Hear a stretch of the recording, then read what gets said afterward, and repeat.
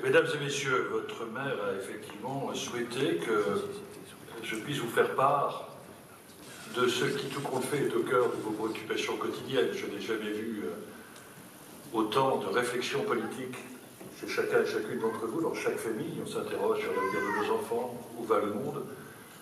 Et en même temps, je n'ai jamais vu un tel décalage, une telle déception par rapport aux attitudes politiciennes. Et nous sommes en train de vivre un paradoxe tout à fait particulier. Et les leçons de l'histoire, mais aussi les perspectives d'avenir doivent nous interpeller. Vous êtes dans la commune de Jules-Auguste Lemire. Et à l'époque, il faut se souvenir que cet homme d'église qui a favorisé le rapprochement entre l'église catholique et la République, en votant pour la loi de 1905, a été aussi l'objet de critiques de sa hiérarchie pour les initiatives qu'il prenait. Et j'étais frappé de voir aussi que l'abbé Lezinski, qui avait combattu pour la pauvreté, avait trouvé une grande déception de voir que celles et ceux dont il croyait qu'ils étaient ses alliés, les communistes, étaient devenus ses adversaires, et que celles et ceux qui croyaient qu'ils allaient le soutenir dans sa lutte contre la pauvreté, c'est-à-dire les chrétiens, étaient aussi opposés à lui en disant à l'évêque, mais que fait cet abbé de soutenir un certain nombre de pauvres? Ce qui veut dire que dans les moments de transformation, comme l'a connu le basculement de la France agricole à la France industrielle, et comme le moment que nous sommes en train de vivre, vous avez à chaque fois une question de fond. Ne laissez pas l'avenir aux mains des gardiens du passé. Si vous gardez les lunettes du passé pour construire votre devenir, vous serez totalement décalé et pleurant ensuite sur un échec pourtant annoncé. Et nous rentrons dans une société de l'intelligence, de l'innovation, dans laquelle, par définition, l'avenir appartiendra non pas aux plus anciens, ni aux plus puissants, il appartiendra à celles et ceux qui sauront s'adapter, c'est-à-dire celles et ceux qui, à chaque instant, se poseront et doivent se poser la question de savoir qu'est-ce que je dois remettre en cause dans ma façon de penser, dans ma façon d'agir, dans ma façon de me comporter, pour pouvoir épouser les vagues du monde qui sont en train de se mettre en place. Et c'est quelque chose de difficile. Tout changement est porteur de peur. Quand on n'a pas de lisibilité sur ce qui va se passer, quand le futur nous aspire, le présent nous grandit, quand le futur nous écrase parce qu'il est obscur, le présent nous écrase. Et l'on voit bien que dans le monde entier, le présent a tendance à déchirer les uns contre les autres. Quelquefois même, les débats politiques refont saigner les cicatrices du passé par des lois mémorielles. Comment construire un avenir commun sur un présent sur lequel nous nous déchirons et sur un passé qui nous envoie à nous fait saigner? Et nous devons en même temps être extrêmement attentifs aux leçons du passé et aux espérances du présent. Victor Hugo, dont je vous invite à relire les écrits, avait dit « Il y a des moments dans l'histoire où la foule peut écraser le peuple. » Ça veut dire qu'il y a des moments dans l'histoire où les émotions populaires, nourries par des peurs et des craintes, sont capables d'écraser ce qui fait les valeurs d'une république. Et soyons attentifs à ce que dans l'engagement qui est le vôtre, il est facile de caresser les bas instincts des peuples. Il est beaucoup plus difficile de les mener sur le chemin de la grandeur. Or, Simone Veil, philosophe auprès du général de Gaulle, vous alertez déjà en 1942, les peuples ont besoin de plus de grandeur que de pain. Et s'il faut en même temps satisfaire les besoins matériels du peuple, Esther Duflo, que je recevais, qui était la conseillère d'Obama, disait, j'écoutais le discours du commandant, on ne défend les valeurs de la République que quand on a le ventre plein. Et c'est difficile de tenir un discours moralisateur quand on est dans une situation confortable, devant quelqu'un dont la survie du quotidien est à ce point douloureuse qu'elle ne sait pas si elle pourra nourrir ses enfants, payer la cantine.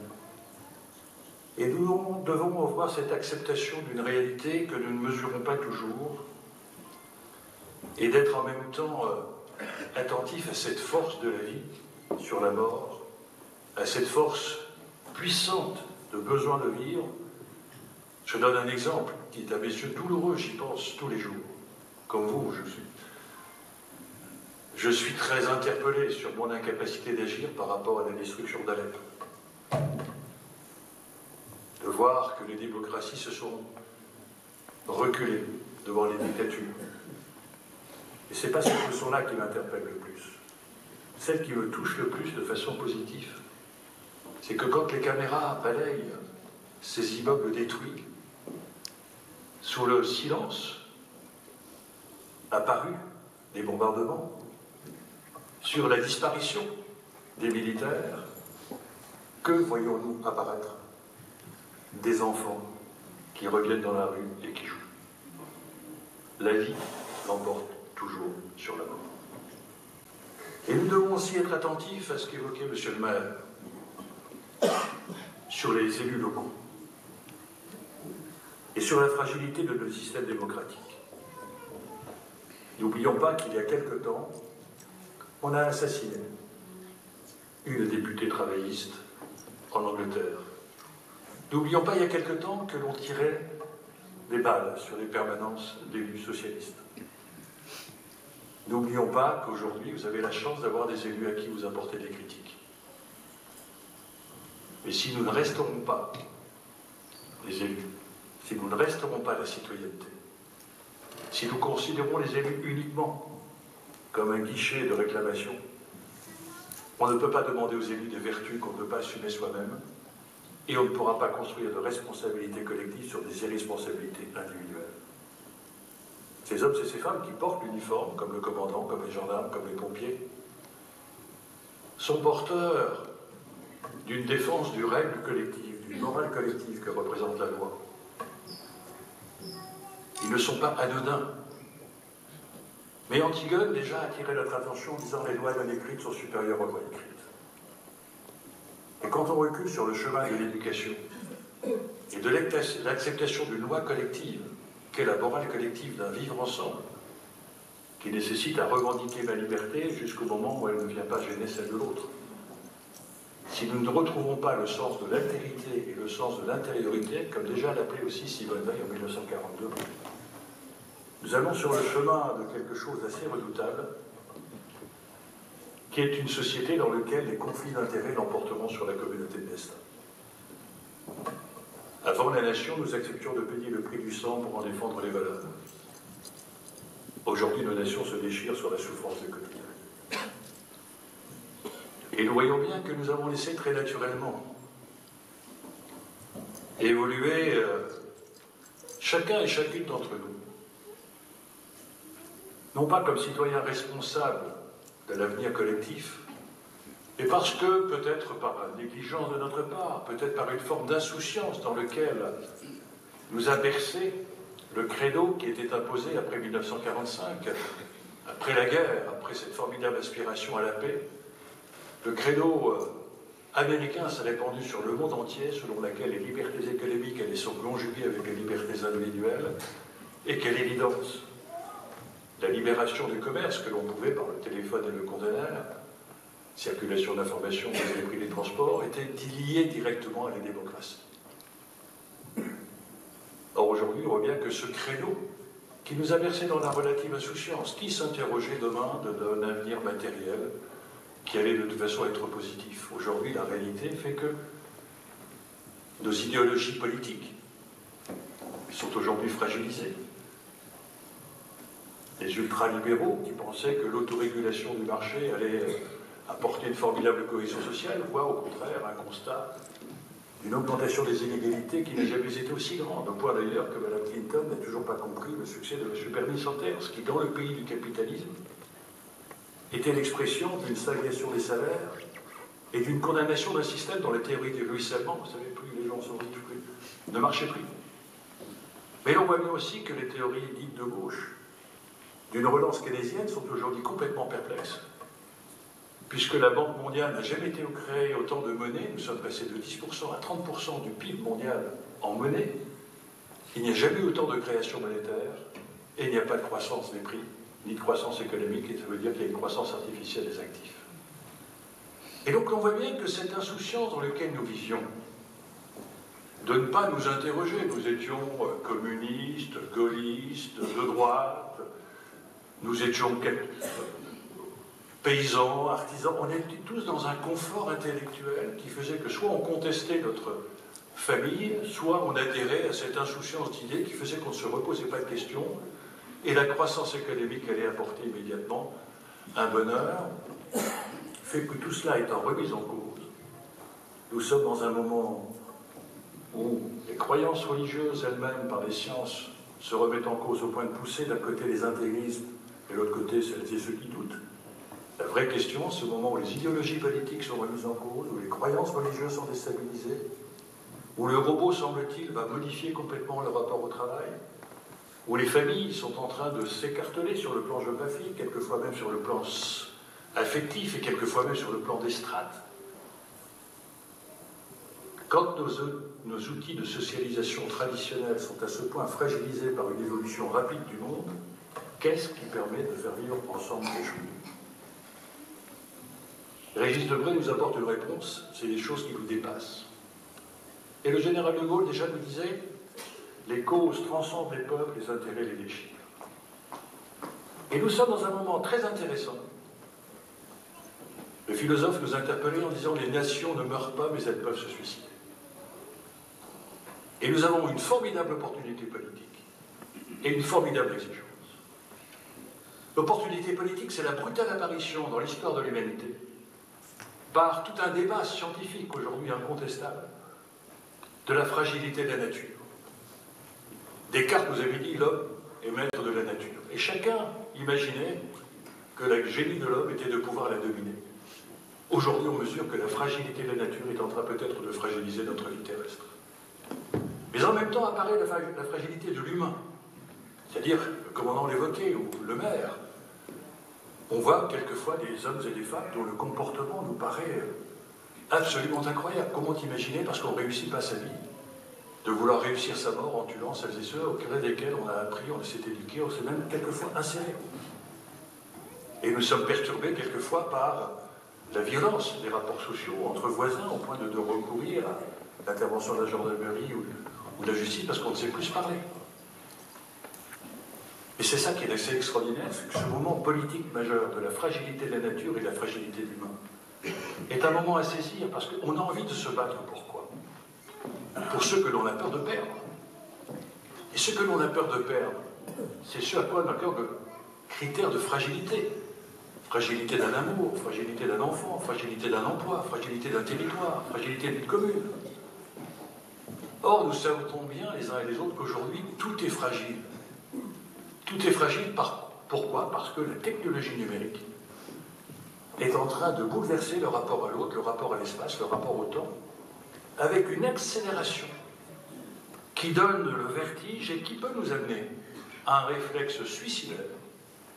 Plus on pense monde, plus il faut penser monde, plus on pense village, plus il faut penser moyen terme, plus on pense court terme, plus il faut penser l'autre, plus on pense chacun sur soi. Et au moment où les défis qui sont lancés à l'échelon de la planète, c'est pas de gérer un territoire, c'est d'attirer sur un territoire les capitaux, les qualités, les intelligences. C'est le vieillissement qui va pousser de formidables débats politiques. Imaginez que si nous n'arrivons pas à retrouver le sens du collectif, et j'y reviendrai, le sens du collectif, c'est et le sens de l'impôt.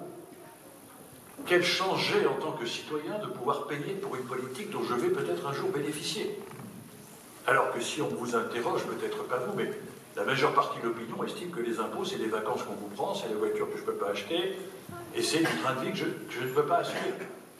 Mais aussi, comme on a perdu de l'autre côté le sens de la solidarité, quelle chance j'ai, en sortant de l'hôpital d'un infarctus, d'avoir été pris en main par les meilleurs praticiens, d'avoir été reconstruit sans que je fasse bourse déliée, contrairement aux États-Unis, où il faut que je sorte ma carte postale, ma carte de consul. Et donc on voit bien qu'en ayant perdu le sens de l'impôt, mais aussi de l'autre côté le sens de la solidarité, en ayant perdu ce que disait déjà aussi Simone Veil, je vous invite à lire ce livre sur le déracinement, en disant on a accordé des droits, mais les droits c'est en même temps une formidable obligation. Puisque je vois le conseil municipal des enfants, on s'est battu pour le droit des enfants. Mais si on y a accordé le droit des enfants, ça exonère les adultes de leur responsabilité dans l'éducation des enfants, on voit bien qu'on est passé à côté. Et donc on voit bien que si on ne perd pas ça, nous sommes devant un défi redoutable pour la France. Que si les jeunes ne croient plus à l'avenir de leur retraite, pourquoi finiront-ils par continuer à payer un système de retraite auquel ils ne pourront pas prétendre? Pourquoi, si j'ai des assurances maladie qui sont 2 fois moins chères parce que je suis bien portant par rapport à mon voisin, je continuerai à payer pour une assurance collective qui permet à chacun de pouvoir répondre aux besoins collectifs? Et pourquoi, etc., les travailleurs paieront pour les chômeurs? C'est-à-dire tous ceux qui, après la guerre, avaient mis cette formidable intelligence, et que la Bellamy disait. Si notre société n'est composée que de gagnants et de perdants dont le fossé s'écarte, nous assistons aujourd'hui à l'élargissement des fractures que nous constatons dans notre société. Au point d'ailleurs que le débat intergénérationnel auquel vous appelez, monsieur le maire, est aujourd'hui déjà dépassé, parce que nous ne sommes plus uniquement dans des fractures intergénérationnelles, nous sommes dans des fractures à l'intérieur de chaque tranche de génération.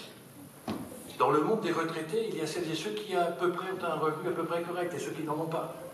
Dans le monde des travailleurs, il y a des travailleurs pauvres et des travailleurs qui s'en sortent à peu près.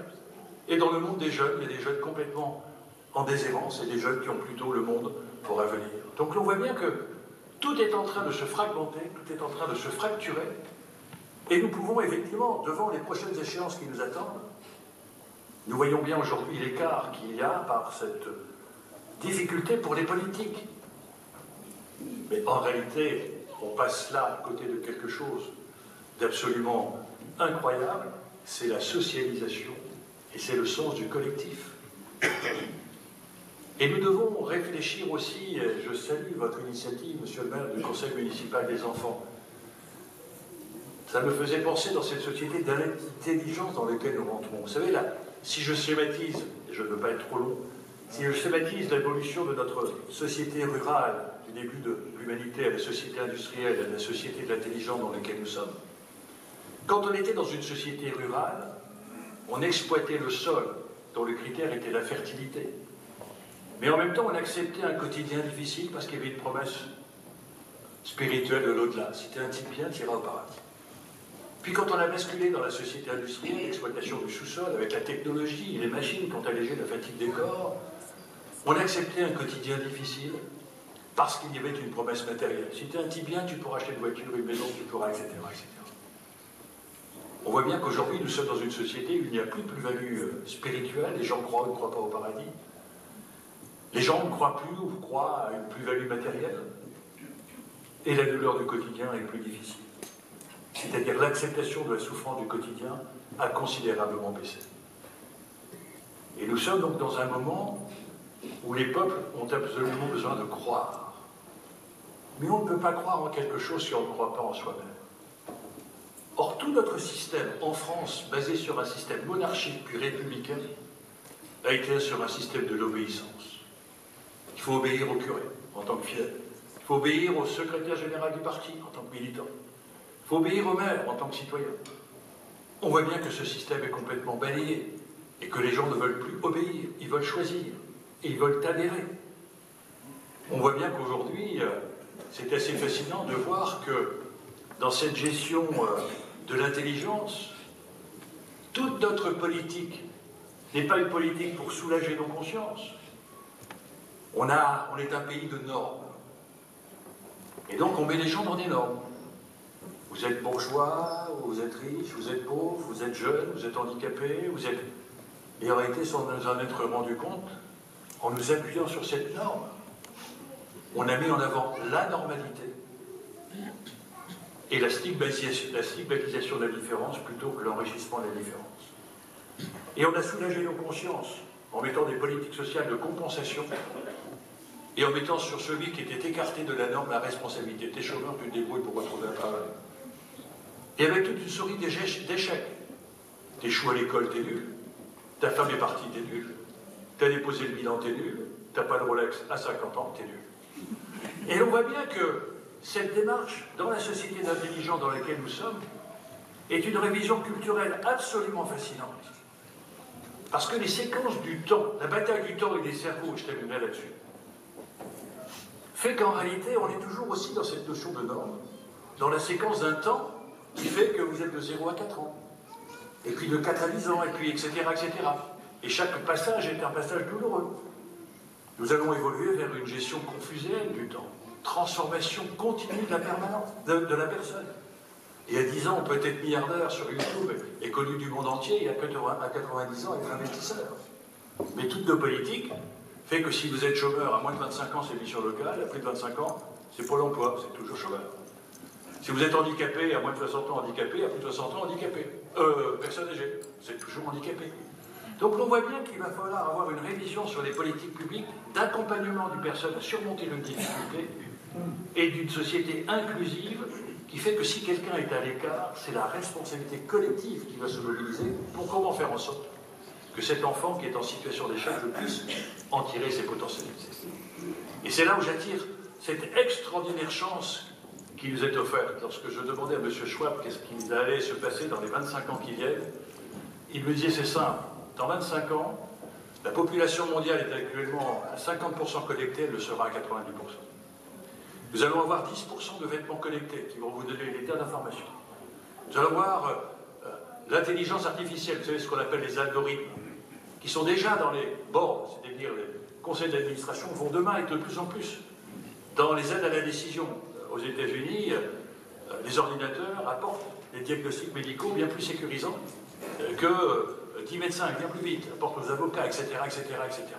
Et donc, une des questions de fond, c'est est-ce que le robot restera le serviteur de l'homme ou deviendra-t-il son maître? Puisque les chercheurs sont en train de découvrir qu'un ordinateur qui s'est mis en rideau, découvrant qu'il allait perdre la partie d'échec, incapable de le redémarrer. Donc la question de fond qui se pose aux chercheurs, le jour où une mécanique se met en place et qui est destructrice pour l'homme, sommes-nous capables d'inventer un bouton d'arrêt qui permettra de ne pas être dépassé par la machine? Je reviens sur cette société de l'intelligence, ça veut dire qu'en fin de compte, si nous regardons cette société d'intelligence, l'élève qui échoue, c'est pas un raté, c'est une intelligence qu'on n'a pas su mobiliser. Le chômeur, c'est pas quelqu'un d'inutile, c'est une intelligence mobilisable. Les personnes âgées sont des intelligences disponibles pour partager du temps avec les autres. Et cette notion d'éveil est à ce point importante que je voudrais vous livrer cette expérience qu'a menée un Indien qui avait réussi et fait fortune dans l'informatique et qui souhaitait dans son pays, il avait mis dans un mur à New Delhi des ordinateurs avec des auvents pour empêcher les adultes d'y avoir accès, demandant à ses équipes de maintenir la maintenance des ordinateurs et de ne pas intervenir. 6 mois après, il revient et il découvre ces jeunes qui, 12-15 ans, ils lui disent « mais c'est compliqué, il a fallu qu'on apprenne l'anglais pour découvrir tout est en anglais ». Et il découvre que les enfants parlent anglais. Voulant poursuivre l'information, il la poursuit dans une province du sud en Inde, et là il y met des données de caractère médical. Et 6 mois après, il revient, et il découvre que les enfants disent « mais c'était très compliqué, mais on a compris que sur un truc un peu en spirale, si on a un problème, on n'est pas bien du tout ». Et il a découvert que le niveau d'information était largement supérieur à celui de la classe moyenne des enfants. Ce qui veut dire qu'aujourd'hui, nous devons réfléchir à ce que l'éducation n'est pas uniquement l'acquisition de connaissances, mais l'éveil des consciences. Et je terminerai simplement là-dessus, car si nous avons cette capacité d'avoir une vision positive sur l'autre, sur l'humain, sur le voisin, comme nous allons avoir des croissances faibles, nous allons passer d'une économie de l'acquisition à l'économie du partage, de l'économie de la performance à l'économie de l'épanouissement. On aura moins d'argent, comment être plus heureux avec moins d'argent? De l'économie du bien à l'économie du bien. Et c'est cela peut-être les nouvelles solidarités auxquelles nous allons pouvoir faire face avec cette bataille du temps. J'attire votre attention sur le fait qu'aujourd'hui, celles et ceux qui maîtrisent le monde, ce ne sont pas celles et ceux qui maîtrisent les finances, ni les matières premières, c'est celles qui maîtrisent les banques de données. Et l'Europe, et notamment la France, a perdu cette bataille des banques de données, 80% américains, 20% chinoises. Et que les entreprises sont tous en train de regarder dans l'économie comportementale, comment favoriser vos achats, les partis politiques, comment favoriser votre vote. Si vous n'avez pas la capacité d'éveiller le sens critique, le vôtre et celui de vos enfants, plus personne ne remettra en cause des informations reçues sur les réseaux sociaux. Et c'est quelque chose qui peut dominer le monde. M. Poutine et M. Obama, lorsqu'ils envahissent un pays, ils ne viennent pas uniquement avec des tanks, des bombes et des avions, ils y viennent avec des hackers pour investir les réseaux sociaux. Et aujourd'hui, comme le communautarisme, les réseaux sociaux se développent, nos enfants reçoivent des informations, et vous-même, et plus personne ne les remet en cause. Et s'il y avait un conseil à vous donner, c'est Combien de fois par jour, et s'il n'y avait qu'une fois ce serait formidable, vous ne faites rien que. Rien qu'une chose à la fois. Vous dînez avec votre conjoint, vous écoutez votre collaborateur. Nous sommes tous aujourd'hui en train de discuter, de tchatcher, de regarder la télévision. Notre cerveau ne peut pas s'éparpiller. La seconde chose, c'est accordez-vous une fois par semaine un pas de côté. Un pas de côté. Est-ce que je vais dans la bonne direction? Est-ce que mon comportement est conforme, etc., etc. Et ensuite, c'est l'équilibre entre le mental. Et puis, un dernier conseil qui est celui de la capacité qu'offrait votre mère de retrouver des lieux de rencontre, des lieux de socialisation, des rencontres improbables. Edgar Morin nous appelle à éduquer l'esprit de paix quand on est empreint d'un esprit de guerre.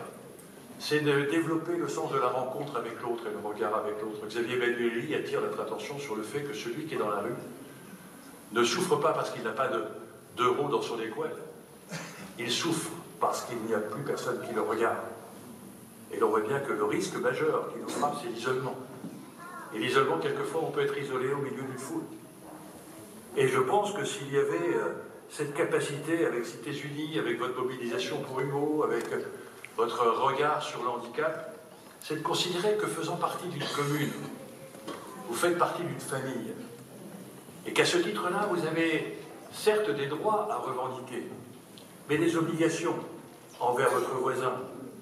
Et nous souhaitions, avec Nicolas Hulot, réunir le sommet des consciences au Conseil économique, social et environnemental pour dire, au moment où on était en train de travailler sur le changement climatique, nous voulions à l'époque faire en sorte que chacun ne considère plus l'avancée du désert, l'incendie des forêts américaines, la poussière rouge à Pékin comme un fait divers. Et qu'est-ce que je dois changer dans mon comportement pour peut-être apporter une réponse dans 15 ou 20 ans à cela? Et si à chaque fois qu'il y avait un fait d'activité, vous vous interrogiez, c'est qu'est-ce que je peux apporter en tant qu'acteur de ma commune pour améliorer la qualité de ma commune?